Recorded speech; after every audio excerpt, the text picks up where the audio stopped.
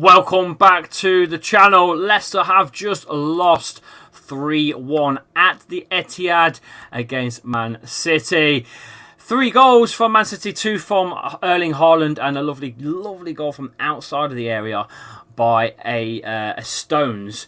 But Leicester actually gave it some in the second half, and I don't think the result really reflects. I don't think it was quite fair. The numbers don't reflect on, I think, how we performed in the second half. I'm going to get a few of you in. If you would like to phone in on the channel, then please do so. It's quite easy to do. All you've got to do is click the link. It's pinned in the chat, and you can come in and say hello to me. And I want to hear your opinions on that game. Were we unlucky? If you're just joining me from the watch-along show, you'll know how I reacted to that ridiculous penalty decision not given. I thought it was a pen, because at the end of the day, if it's simulation, then surely Maddison needs to get booked, and he didn't. So there's got to be one way or the other, isn't it? And don't forget Nacho smashing the post as well. All in all, I thought Leicester weren't actually too bad, considering. I'm going to get my first guest in, Yori Tielemans, I wish it was the real one, in on the show and see what he thought on the game. Yori, how are you? Good, you? Yeah, look, I'll be honest with you. I wasn't expecting much from the game. I don't think none of us were, but I'm not too fussed about that. I thought it was all right. Yeah, no, it's not really a bad result. I'm kind of happy that we got a goal. I think that's what helped it and gave us more confidence. Definitely. Yeah, I've got to ask you, who was your man of the match? I'd love to know what the chat thinks. Who was your man of the match for Leicester today? Castagno. Yeah. Or Iverson, one of them. Nacho changed the game a little bit, don't you think? Do you think we should have maybe started with him? That's what I've always said. Nacho, just because he had 2 bad games, doesn't really mean, like, we should drop him and put Vardy over him. But yeah, I think Vardy's finished. I really do. We have a super chat in from Smelly Sam that says, I'm happy with the result. Could have been worse, and we won the second half. We did. Considering they battered Bayern, I know they changed their team a lot in the second half, but considering that Bayern got battered 3-0, and they did get battered, 3-1's not too bad. It's in the post. A couple of penalty decisions not going our way. Your take? Yeah, that was out of order. I think maybe the second one was a bit, the first one was definitely a penalty, though. Yeah, look, Ndidi, again. Oh. Yet again. Hate is a strong word. Hate is a strong word. Come on, you can't hate him, surely. I mean, 2 years ago, I've never really known the guy too much, because I never used to watch as many Leicester games. Quite a squeaky voice, he says. It is. It's not too bad. Sorry, carry on. But yeah, no, with Ndidi's, because every time I've watched a game with him, he's never really been great. But then the ones I haven't watched with him, he's been good. So it's a bit difficult. Yeah, Mendy being dropped though. Come on, it's not right, is it? Yeah, it's not. I like Mendy a lot. It looked good actually, Mendy. I got to say, I think he's just so quick compared to Ndidi. Out of the two, you're going Mendy, right? Yeah, Mendy is better, and I think Ndidi needs to get that move away with Ricardo. Both of them together, like Ricardo probably about 20 million I'll take for him, and Ndidi about 15 million. Speaking of money, players, do you think if Leicester go down, we lose a lot of players? Maddison, Tielemans, Ricardo, Barnes. Then we wouldn't get the players that we've been linked to. We'll be getting Championship players. Yeah. Look, all in all, Man City were the better side, but I think we gave them a good game. I don't think we need to be negative about this today. I thought it was a freebie anyway, almost, for Dean Smith and his team to sort of assess the players' performances and see how they all go individually. It made a lot of substitutions as well to see that the likes of, I know we're not keen, but like Luke Thomas got a bit of a run out as well. Even Dennis Pratt featured. Soyuncu came back into the squad. Do you think maybe with what he's seen today, Dean Smith, he might have an understanding of who he's going to pick for his next game? Yeah, I mean, I don't really know about Soyuncu, because he didn't really show you too much in this match. But I do think if we're going to start a kind of similar lineup to that, I think we need wingers. I don't think we can do without wingers. I think we do need wingers. I mean, when Barnes comes back, we're gonna have to do wingers. Yeah, We well, can't play at the anywhere minute, else. I don't think we've got any a date on when Barnes returns. Next At the week, moment, isn't it? I'm just trying to get the latest news on Barnes while you're here. But we've got Wolves next week. Do you fancy it? I mean, Wolves, they can do anything, can't they? Really?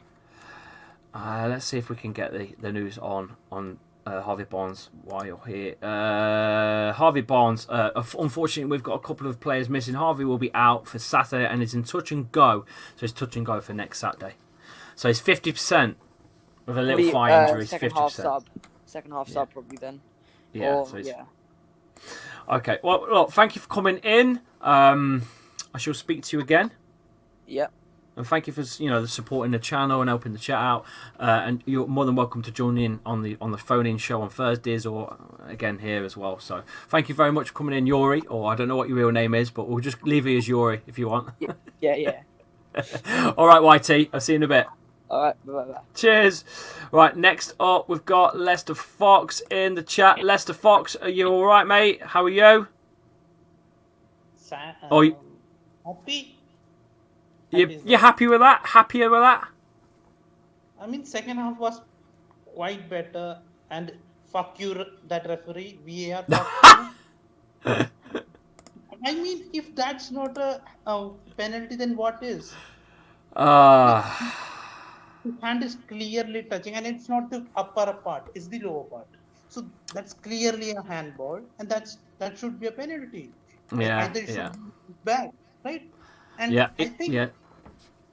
Dean Smith should have made the last change quite early, because what Pep Guardiola has this fuck up mentality, and he got overconfident and changed most of his influential players, like KDB, Haaland gone, and the Man City that played the first half was not the Man City.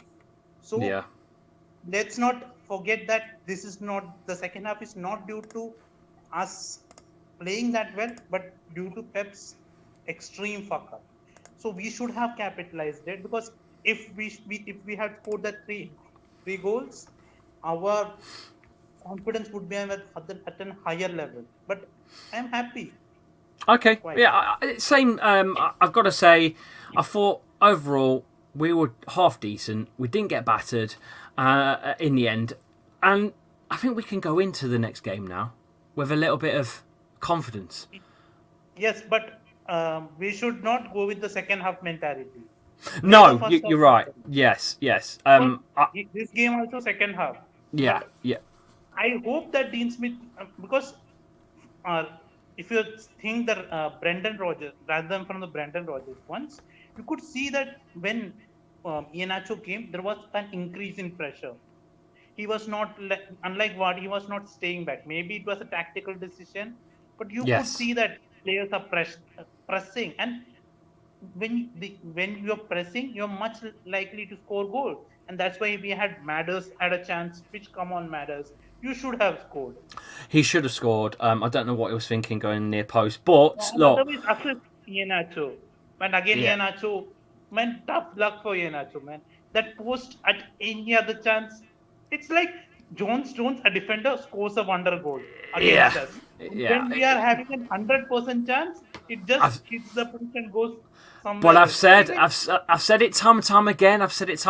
When you are at the bottom and your looks down, that's exactly what happens. When your looks down, and that's exactly where we are in this situation. I think we should. Like, do some voodoo or something, or ask that Colo Torre guy. He knows some voodoo guy. Because means like, I would not be like, the players would be like Jones at what would be his short rate, and that guy turns into like Yuri Elements or KDB, a great shot, and another tough luck. Iverson dives the right side, and it causes inches. If it had been just 1 inch, Iverson would have saved that. And I think Iverson should have started first, because even at a Man City level, he was holding his ground. And I think one mistake I saw from him, Other than that, he wasn't. I think he can be our future goalkeeper. Yeah, look, let's move on from this now. Okay. The next fixture, we've got Wolves. Does Iheanacho start? That's the question to you. Your final question: does Iheanacho start for this fixture? He should, because if it doesn't, then there would be a high questioning for the management team. Because if Iheanacho doesn't, if a player who scored a goal doesn't get a start, who's getting chances doesn't get a chance, and then who else? Like, who else are you going to start? Yeah, got to But start Nacho. Iheanacho, but if you are playing Iheanacho, that another issue could be that the wingers. You might not play the wingers because he doesn't have that pace. Maybe again, I don't think wingers are his style. Maybe two up front, that would be a great thing. But let's see. Okay, well, thank you for coming in, Leicester Fox. I appreciate your opinions on the channel. You're more than welcome to come in again, and I shall see you on the next one. Sayonara. Right, next up we have Ayam. How are you, mate? I'm good. How about you? Oh, I'm good to hear your voice. Are you positive, feeling positive from that or not? I think there's a lot of things we can take from this game. I think so. mean, I agree. it's Man City in the end, you know? Yes. But coming out with a 3-1 result and 3 goals that came in, I mean, you can't really do much about them. 2 of them were Ndidi's fault. So I think defensively we look better. Attacking-wise, it could still be better, but, you know, it's Man City in the end. In Ndidi, full of individual errors. Mendy doesn't deserve to be dropped, but what has Ndidi got to do to get dropped? That's the question. I keep saying it after every game. Why do we keep starting Ndidi? Yeah. Handballs, giving the ball away. The list goes on. I mean, look, I think he's still probably the best probably that we have for, you know, interceptions and maybe the odd tackles here and there. But Mendy just offers so much more. Don't you think? Yeah, I mean, what's the point of the interceptions if he's just going to be really lazy on the pitch? Yeah. I mean, especially the third goal, he was... I mean, if you see KDB coming towards you, I don't think you should stand there and wait for the ball. No. But he just stood there waiting for it. Yep. And I'll be honest with you, I think if it was Mendy and not Ndidi chasing KDB, I think he'd have caught him before that ball even got played through. Yeah, Haaland. Exactly. I don't think I think he's lost a yard of pace. I really do. I think he's lost since injury. He don't look as fast as he used to be. I mean, most of our players have lost some of their abilities from their injuries. But then again, that goes to that you just blame Brendan Rodgers for that. That falls back onto to Rodgers and what he did with our backroom staff. We've all heard the stories now with the Dave Rennie and the medical staff and whatnot. That's all over Twitter now. It's easy to find. I don't know how true, obviously, that stuff is because anyone can sort of like make that up. But it's come. I believe it has come from. Is it The Guardian or something? So. I mean, it is believable because I mean it looks believable. It was kind of obvious that Brendan Rodgers is a very egotistical manager. That he just wants things the way he wants. Yeah, I agree. Let's move on. So Wolves coming up. We've got quite a lot of good fixtures coming up. To be fair, yeah. The next three fixtures are winnable fixtures. Yes, they are. If we play properly. If we. I was going to say, if we play with our second half side today, and I mean two up top, surely we play two up top against Wolves. I mean, even before the start of the game, I was saying we should have played 2 up top today. Yeah, you have to go at Man City. Why did we play 5 at the back? Why so defensive? I mean, we paid for it. You saw the pressure the first 15 minutes. You did. You're almost inviting them in. And that's not a team you invite in, really, is it? No, because they finished off the game in the first 20 minutes. It was done. Yeah. You need to be on. Well, almost not, because the second half was mental. Let's be honest. I don't know who thinks that was a pen and who thinks that wasn't a pen. And then again, the handball, was that really a handball or not? And then you've got, don't forget, Nacho. hitting the post. I mean, yeah, as well as Madison's chance. Yeah.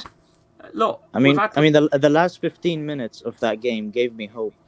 Yeah, same. I mean, I know people are saying, "Oh, it's Man City's third squad," but let's be real. Man City's third or fourth squad could probably be better than most of the Premier League teams. Yeah. Winksy has uploaded the video, by the way, guys, on the channel. It's just uploading now. The watch-along highlights of goal reactions and stuff. So if you want to go and watch that, if you've not watched it already, you can do that now. AM, like I just said, we're going against Wolves. It is next Saturday, I believe it's a 3 o'clock kickoff. It's at the King Power. So home advantage, apparently. We've been poor at home. We've got to change things up. Do you think Dean Smith and his boys will change it up, or do you think they'll go a bit more defensive again? Do you think they will change it up though? No, definitely they will change it up. I think they will go into the game with a more attacking mentality. I mean, they know Wolves are one of the other teams that are at risk of relegation, so I'm pretty sure they're going to go for the game, unlike today. Are we relying on Harvey Barnes to come back for a bit more of an attacking threat, or do you think we've got enough in us to still find a way, especially with Nacho, the way that he looked when he came on, and the likes of Daka? Or no? I mean, I think we would be fine. I think we would be fine if we play the way we played today in the second half with 2 up top, as well as Dennis Pratt with Madison and Nimpilis Mendy's movement. Then we should be a lot more attacking than what we saw today. Yeah, Soyuncu? Honestly, I don't understand how Soyuncu's only 2 Premier League games came under Man City. If he's good enough to play against Man City, why the hell are we not playing him today? I don't think he made a foot wrong today, really. Against tough opposition, don't forget. I thought he looked solid. Yeah, he looked fine. He's much better than Amati. I don't know why we keep playing Amati when we have Soyuncu.